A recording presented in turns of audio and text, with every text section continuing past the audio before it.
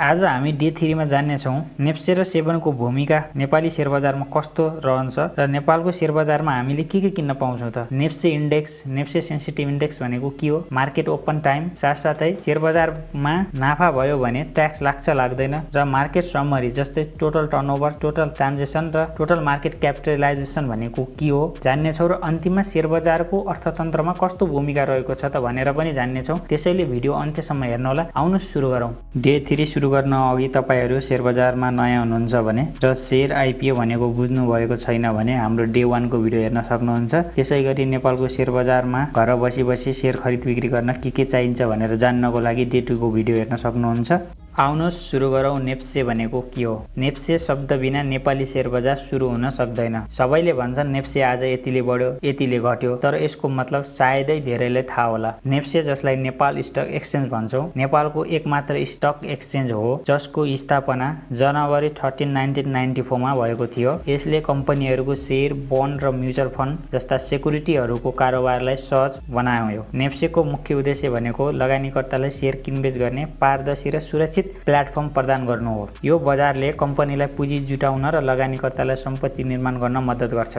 अब कुरा गरौँ सेभन भनेको के हो, यसको नेपाली शेयर बजारमा कस्तो भूमिका रहेको छ त। सेभनको अर्थ हुन्छ सेक्युरिटी बोर्ड अफ नेपाल, जसको स्थापना जुन 7, 1993 मा भएको थियो। नेपालको शेयर बजारको नियामक निकाय हो। यो नेपाल सरकार मातहतको संस्था हो जसले बजारमा पारदर्शिता, निष्पक्षता र लगानीकर्ताको हक हित संरक्षण गर्ने लगानीकर्ताको अभिभावक जस्तै हो। सेभनको मुख्य भूमिका भनेको नियमन, कम्पनीहरू र ब्रोकरहरूलाई नियम पालना गराउने काम सेभनको हुन्छ। लगानीकर्ता संरक्षण, बजारमा धोखाधडी र गलत अभ्यासहरू रोक्ने जिम्मेवारी भनेकै सेभनको हो। र बजार विकास, पुँजी बजारको विकास गर्न नयाँ वित्तीय उपकरणहरू, प्रविधिको प्रवर्धन गर्ने काम पनि सेभनको हुन्छ। उदाहरणको लागि सेभनले आइपीओ इनिशियल पब्लिक अफरिङ निष्कासन गर्नको लागि कम्पनीहरूलाई स्वीकृति दिने र बजारमा नयाँ कम्पनीहरूको प्रवेश सुनिश्चित गर्छ। सेभन नभएको भए बजारमा साना लगानीकर्ताहरू खुलेआम ठगिन सक्थे, जसले लगानीकर्ताको विश्वास कम हुन सक्थ्यो। सेभनले नै कम्पनीहरूको वित्तीय अवस्था हेरेर कम्पनीहरूले समयमा आफ्नो वित्तीय विवरणहरू प्रकाशन गरेको छन् छैनन् त्यसैको आधारमा कम्पनीहरूलाई शेयर कारोबार गर्न दिने र यदि कम्पनीमा कुनै गडबडी घोटाला भयो भने कम्पनीहरूको शेयर रोका गर्ने काम समेत सेभनले गर्छ। नेप्सेमा कस्तो प्रकारका सेक्युरिटीहरूको कारोबार हुन्छ त भनेर जानौँ। नेपाली शेयर बजारमा कारोबार हुने सेक्युरिटीहरू यस प्रकार छन्। शेयर जसलाई इक्विटी भनिन्छ, यो कम्पनीको स्वामित्वको हिस्सा हो। तपाईले शेयर किन्दा कम्पनीको मालिकको रूपमा डिभिडेन्ड र पुँजीगत लाभ प्राप्त गर्न सक्नुहुन्छ। दोस्रोमा बोन्ड, जसलाई ऋण पत्र पनि भनिन्छ, यो सरकार वा कम्पनीहरूले इस्यु गर्छन् अर्थात् निष्कासन गर्छन्, जसबाट तपाईले किन्नुभयो भने निश्चित ब्याज प्राप्त गर्न सक्नुहुन्छ। त्यसैगरी म्युचुअल फन्डहरू, जसलाई नेपालीमा सामूहिक लगानी कोष पनि भनिन्छ, साना लगानीकर्ताहरू तपाई हाम्रो पैसा सङ्कलन गरेर विभिन्न कम्पनीहरूमा लगानी गर्ने कम्पनीलाई नै म्युचुअल फन्ड भनिन्छ। यो कम जोखिम लिन चाहने लगानीकर्ताहरूको लागि उपयुक्त हुन्छ। त्यसैले नेपालको शेयर बजारमा इक्विटी, बोन्ड्स र म्युचुअल फन्डको कारोबार हुन्छ। इक्विटी, बोन्ड्स र म्युचुअल फन्डको बारेमा डिटेलमा हामीले अर्को नेक्स्ट भिडियोमा जान्नेछौँ।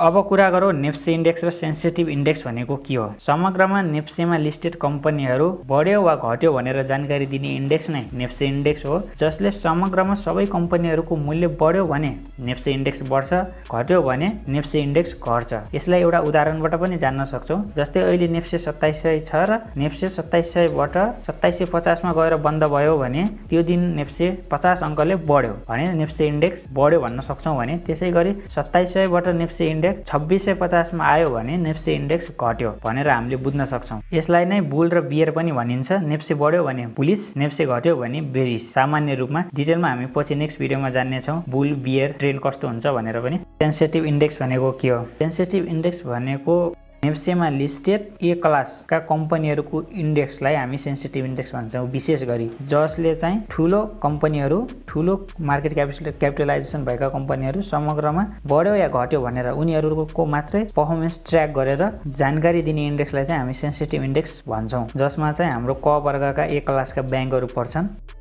उदाहरणका लागि सन् 2021 अगस्त 18 मा नेप्से इन्डेक्स सबैभन्दा धेरै अङ्कले बढेको थियो, जति बेला नेप्से इन्डेक्स 3198.60 को सबैभन्दा धेरै हाईएस्ट बढेको थियो, जुन अहिलेसम्म पनि त्यो बिन्दु कट्न सकेको छैन। अब कुरा गर्नेछौँ मेन कुरा, शेयर बजार कति बेला खुल्छ। शेयर बजार खुल्ने समयलाई मार्केट ओपन टाइम भनिन्छ। यसमा प्री ओपन सेसन पनि हुन्छ। तपाईलाई प्री ओपन सेसनको काम भएन, म त्यो नेक्स्ट भिडियोमा बनाउने छु। तर अहिलेलाई चाहिँ नेपालमा नियमित शेयर कारोबार बिहान 11 बजेदेखि दिउँसो 3 बजेसम्म हुन्छ। लगानीकर्ताहरूले यो समयमा आफ्नो ब्रोकर वा टिएमएस मार्फत शेयर किनबेच गर्न सक्छन्। शुक्रबार र शनिबार बजार बन्द हुन्छ भने सरकारी बिदाको दिन, सार्वजनिक बिदाको बेला बैंकहरू बन्द हुँदा प्राय शेयर मार्केट बन्द हुन्छ।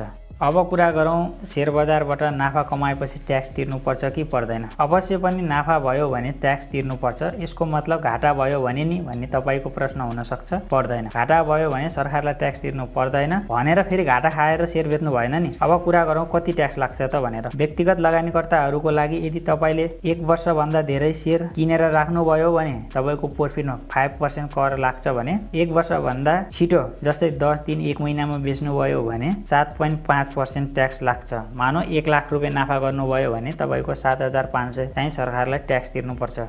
मार्केट समरीको बारेमा जानौँ। कुनै पनि दिन शेयर बजार बन्द भइसक्यो भने तपाईले सुन्नुभएको होला total turnover, total trade share, total transaction, total script trade, float market capitalisation, total market capitalisation. अब सुरु गरौँ टोटल टर्नओभर। एक दिनमा कति रकमको शेयर कारोबार भयो त भनेर जानकारी दिनेलाई हामी टोटल टर्नओभर भन्छौँ। जस्तै तपाईले सुन्नुभयो होला आज 8 अर्बको कारोबार भयो रे, 10 अर्बको कारोबार भयो रे भन्नु चाहिँ टोटल टर्नओभर हो। त्यसैगरी टोटल ट्रेड शेयर, एक दिनमा कति शेयर कारोबार भयो भन्ने संख्या, 2 करोड शेयर कारोबार भयो भन्ने सुन्नुभएको होला। एक दिनमा नेप्सेमा किनबेच भएका सम्पूर्ण शेयरहरूको संख्या हो। टोटल ट्रान्जेक्सन, टोटल ट्रान्जेक्सनले कारोबारको संख्या नम्बर अफ ट्रेड गणना गर्छ। टोटल शेयर कति पटक किनबेच भइरहेको छ भन्ने देखाउँछ। टोटल स्क्रिप्ट ट्रेड भनेको के हो त? आज कति कम्पनीहरूको शेयर किनबेच भयो भन्ने चाहिँ टोटल स्क्रिप्ट ट्रेडले जनाउँछ। जस्तै नेप्सेमा लिस्टेड 250 वटा कम्पनी छन्, तर टोटल स्क्रिप्ट ट्रेड चाहिँ 150 भयो भने चाहिँ आज हामीले 150 वटा कम्पनीहरूको मात्रै शेयर कारोबार भयो भन्ने बुझ्नुपर्छ। फ्लोट मार्केट क्यापिटलाइजेसन भनेको के हो? फ्लोट मार्केट क्यापिटलाइजेसन भनेको चाहिँ तपाईँ हामीले किनेको शेयर, जुन शेयर सर्वसाधारणसँग छ त्यसको बजार मूल्य कति पुग्यो भनेर जानकारी दिने काम चाहिँ फ्लोट मार्केट क्यापिटलाइजेसनले गर्छ भने टोटल मार्केट क्यापिटलाइजेसन भनेको नेप्सेमा लिस्टेड सबै कम्पनीहरूको आजको बजार मूल्य कति छ त भनेर जानकारी दिने इन्डिकेटर सूचकलाई चाहिँ टोटल मार्केट क्यापिटलाइजेसन भनिन्छ। अब कुरा गरौँ share market role in the economy. Share बजारको अर्थतन्त्रमा कस्तो भूमिका रहेको छ त? शेयर बजारको पहिलो भूमिका भनेको त यसले पुँजी निर्माण गर्छ। कम्पनीहरूले आइपिओ मार्फत पुँजी जुटाउँछन् जसले व्यवसाय विस्तार र रोजगारी सिर्जना गर्छ। यसैगरी लगानीको अवसर, व्यक्तिहरूलाई सम्पत्ति निर्माण गर्ने अवसर प्रदान गर्छ। आर्थिक वृद्धि हुन्छ। बजारको वृद्धिले सरकारको कर सङ्कलन र आर्थिक गतिविधिहरूलाई प्रोत्साहन गर्छ। पुँजी परिचालन हुन्छ। एउटा व्यक्तिले शेयर किन्यो भने अर्को व्यक्तिसँग पैसा जान्छ। यसरी अभाव भएको पक्षमा बचत भएको पक्षबाट पुँजी परिचालन हुन्छ। साथसाथै बैंकको डिपोजिट पनि बढ्छ शेयर बिक्री भयो भने चाहिँ। ल साथीहरू, आज हामीले नेप्से 7 को भूमिका, कारोबार हुने सेक्युरिटिज, इन्डेक्स, बजार समय, कर र अर्थतन्त्रमा शेयर बजारको योगदानको बारे सिक्यौँ। यदि तपाईँ शेयर बजारमा नयाँ हुनुहुन्छ भने यो जानकारीले तपाईँलाई बलियो आधार प्रदान गर्नेछ भन्ने मेरो विश्वास रहेको छ। यो भिडियो मन पर्यो भने भिडियोलाई लाइक र कमेन्टमा आफ्नो विचार राख्नुहोस् र आफ्ना साथीहरूलाई शेयर गर्न नभुल्नुहोला। नेपाली अप्सन ट्रेडरलाई सब्स्क्राइब गर्नुहोस् र बेल आइकन थिच्नुहोस् ताकि हाम्रो डेफोको भिडियो नछुटोस्। डेफोको भिडियोमा हामीले जान्नेछौँ शेयर इक्विटीको बारेमा डिटेलमा जान्नेछौँ, जसमा तपाईँ हामीले जुन शेयर किनिरहेको छौँ त्यो शेयर कुन शेयर हो र त्यो शेयर खरिद गरिसकेपछि हामी त्यो कम्पनीको के हुन्छौँ भनेर पुरा डिटेलमा भिडियो जान्नेछौँ। आजलाई यति नै। नमस्ते, फेरि भेटौँला। जय नेपाल।